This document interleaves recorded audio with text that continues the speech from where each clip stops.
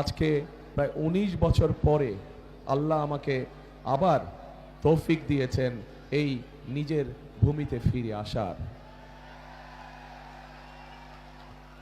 প্রিয় বগুড়াবাসী, নিজের ঘরে এসে কি বলবো, আসলে আমি নিজেও একটু তাল হারিয়ে ফেলেছি, নিজেও অনেকটা ইমোশনাল হয়ে গিয়েছি আমি। সেই জন্য নির্বাচনী জনসভা বক্তব্য রাখার কথা, কিন্তু কি বক্তব্য আমি রাখবো ঠিক আমি নিজেও বুঝে পাচ্ছি না। ঘরের মানুষের কাছে তো বলবার কিছু নেই, আছে কিছু ঘরের মানুষের কাছে বলবার? প্রিয় বগুড়াবাসী, এর আগে যখন আমি দেশে ছিলাম, আজকে থেকে ১৯ বছর আগে, কম বেশি এখানে প্রত্যেকটা মানুষ যারা সেদিন আমার বয়সী ছিলেন বা আমার থেকে একটু ছোট ছিলেন বা আমার থেকে বড় ছিলেন, আমি অনেক নতুন প্রজন্মের মানুষকে দেখছি। তারা হয়তো তখন অনেক ছোট ছিল, হয়তো আমাকে দেখেছে বা দেখে নাই অনেকেই, কিন্তু যারা সেদিন আমাকে দেখেছিলেন এবং সেই স্মৃতি মনে আছে, নিশ্চয়ই আপনাদের মনে আছে যে বগুড়া সদর সহ সমগ্র জেলায় মানুষের প্রয়োজনে যেই কাজগুলো করা দরকার ছিল, আমরা চেষ্টা করেছি সব কাজগুলো কম বেশি করার জন্য। হয়তো আমরা 100% সাকসেসফুল হইনি, কিন্তু যতটুকু পেরেছি সরকারের আইন কারণ রীতিনীতির মধ্যে থেকে যতটুকু সম্ভব হয়েছে আমরা চেষ্টা করেছি। সেদিন এই বনানী মাটিডালি রাস্তায় বলুন, এই যে চওড়া রাস্তায় বলুন, শহীদ জিয়াউর রহমান মেডিকেল কলেজ বলুন, গ্যাসের লাইনের কথা বলুন, এরকম আরো বিভিন্ন উন্নয়নের কাজের কথা বলুন না কেন, যা যা মানুষের প্রয়োজন আমরা চেষ্টা করেছি এই বগুড়াতে কাজগুলো করার জন্য। বগুড়াটি ছিল আমার কাছে একটি মডেল জেলার মতন, কারণ একটি মডেল জেলার মতন কারণ আমি সবসময় চিন্তা করতাম যে বাংলাদেশের ৬৩ জেলাকে কিভাবে কোনোদিন যদি আল্লাহ সুযোগ দেয়, কোনোদিন যদি আল্লাহ রহমত দেয়, তাহলে ওই ৬৩ জেলাতে বাকি যে ৬৩টা জেলা আছে বগুড়া বাদ দিয়ে, সেই ৬৩ জেলাকে কিভাবে সাজাবো, এই কাজগুলো আমি বগুড়ায় করতাম। যে বেসিক মানুষের একটি জেলার মৌলিক যে প্রয়োজনগুলো, সেই মৌলিক প্রয়োজনগুলো ধীরে ধীরে আমরা বগুড়ায় তৈরি করেছিলাম।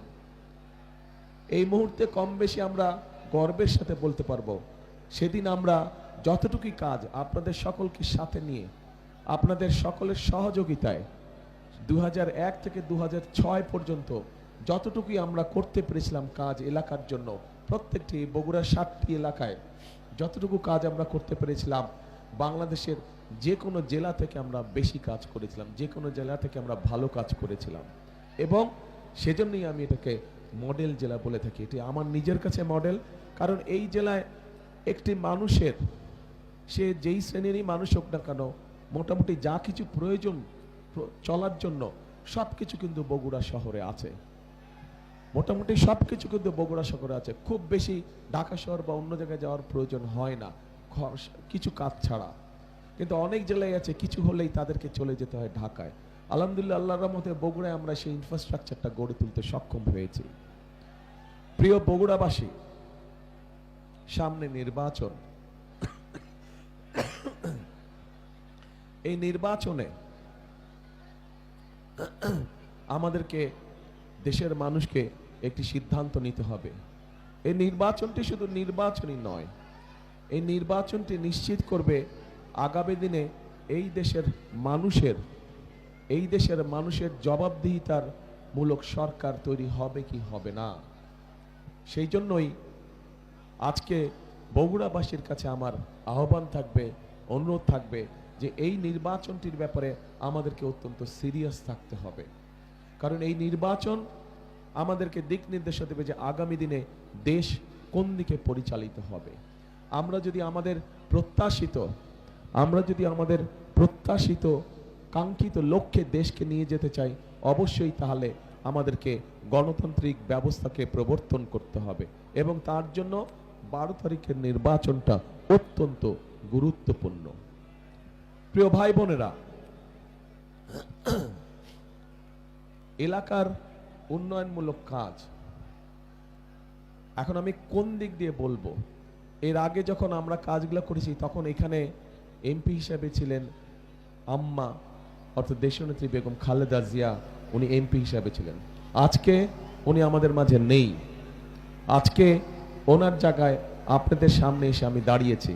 এখন আপনাদের সন্তান হিসেবে আমি এই কথা বলবো নাকি প্রার্থী হিসেবে বলবো, সেটাও একটা মুশকিলের ব্যাপার। হ্যাঁ,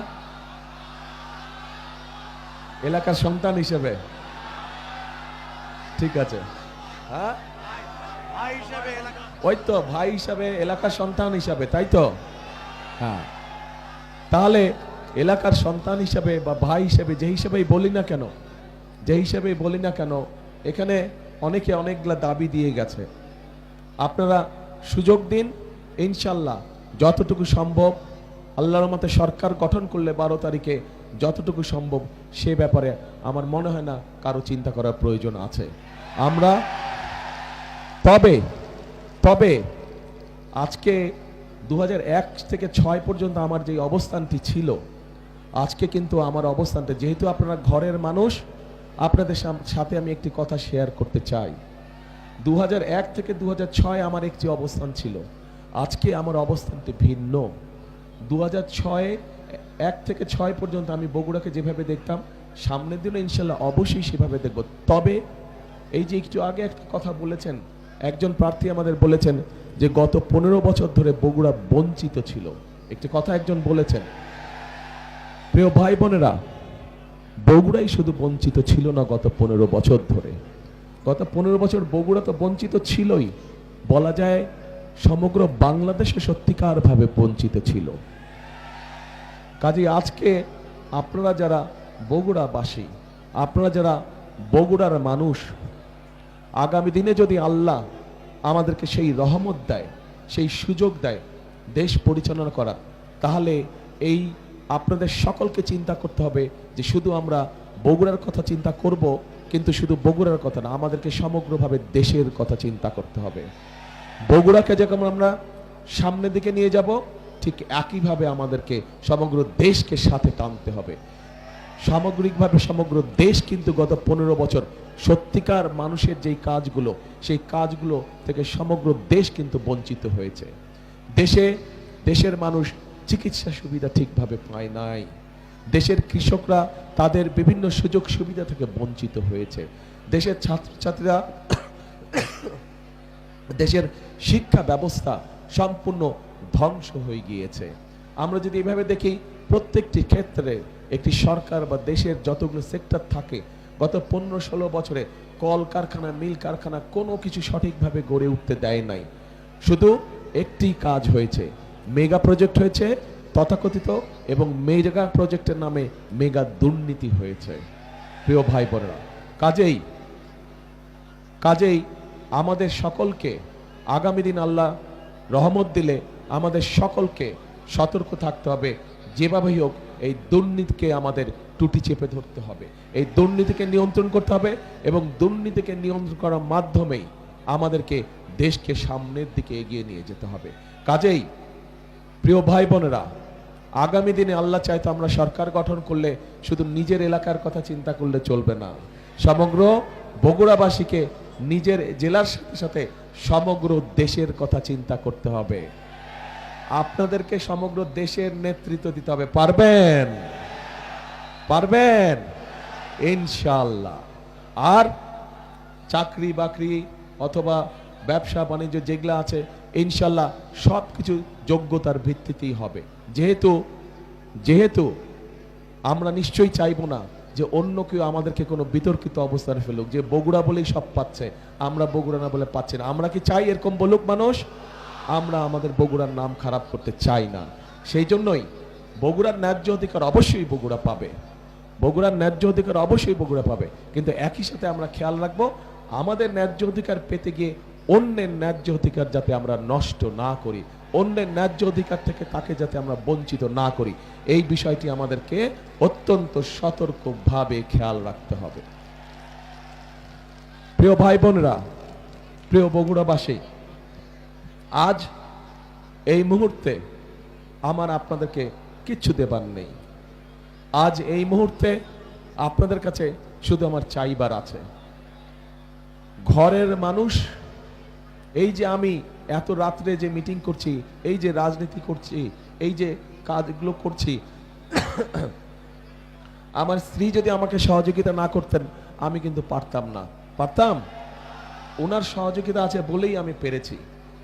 ঠিক একইভাবে আপনারা বগুড়ার মানুষ যদি আমার পাশে থাকেন, আপনারা বগুড়ার মানুষ যদি আমার পাশে থাকেন, আমাকে যদি মানসিকভাবে শক্তি সমর্থন আপনারা দেন, তাহলে ইনশাআল্লাহ আমরা বাংলাদেশকে আগামী দিনে একটা সুন্দর ভালো শক্তিশালী অবস্থানে নিয়ে যেতে পারবো। কাজেই প্রিয় বগুড়াবাসী, আজ আমি আপনাদের কাছে চাইতে এসেছি আপনাদের সমর্থন, আপনাদের সহযোগিতা, আপনাদের দোয়া আপনাদের কাছ থেকে আমি চাইতে এসেছি। এবং এই সব কিছুর সাথে যেই কথাটা আমি সব জায়গায় বলি, যতগুলো নির্বাচনী সভায় গিয়েছি সব জায়গায় বলি, কারণ এই কথাটি আপনাদেরই আরেক সন্তান সবসময় এই কথাটি বলতেন। তার নাম হচ্ছে শহীদ রাষ্ট্রপতি জিয়াউর রহমান। উনি বলতেন, দেশকে গড়তে হলে আমাদের সকলকে ঐক্যবদ্ধ থাকতে হবে এবং ঐক্যবদ্ধভাবে আমাদেরকে কাজ করতে হবে। আমরা কাজ না করলে আমাদের দেশকে আমরা গড়ে তুলতে পারবো না। কাজেই ওনার কথার সাথে মিল রেখে আমি একটা কথা বলি, সব সময় প্রত্যেক জায়গায় বলেছি, সেই কথাটা হচ্ছে করব কাজ, গড়ব দেশ, সবার আগে বাংলাদেশ। আবার বলি, করব কাজ, সবার আগে বাংলাদেশ, ইনশাআল্লাহ। প্রিয় ভাই বোনেরা, অনেক রাত হয়েছে, আর কথা বাড়াবো না, শুধু আপনাদের দোয়া চাইতে এসেছি। দোয়া করবেন আপনাদের উপস্থিত প্রত্যেকটি মানুষ এবং আপনাদের মাধ্যমে সমগ্র বগুড়া জেলার প্রত্যেকটি ইউনিয়ন, প্রত্যেকটি গ্রাম, প্রত্যেকটি উপজেলা, প্রত্যেকটি পৌরসভার প্রত্যেকটি মানুষের কাছে আমি দোয়া চাই, যাতে আপনারা বগুড়ার প্রত্যেকটি মানুষ আমাকে, আপনাদের এই সন্তান তারেক রহমানকে নিয়ে যাতে আপনারা গর্ব করতে পারেন, সেই দোয়া আমাকে করবেন। আমাকে নিয়ে যাতে আপনারা অহংকার করতে পারেন, সেই দোয়া আমাকে আপনারা করবেন। আপনাদের কাছে এই দোয়া চেয়ে নিয়ে আজকে আমি শেষ করছি বক্তব্য। আল্লাহ হাফেজ। বাংলাদেশ জিন্দাবাদ, বাংলাদেশ জাতীয়তাবাদী দল জিন্দাবাদ। আসসালামু আলাইকুম। আসসালামু আলাইকুম।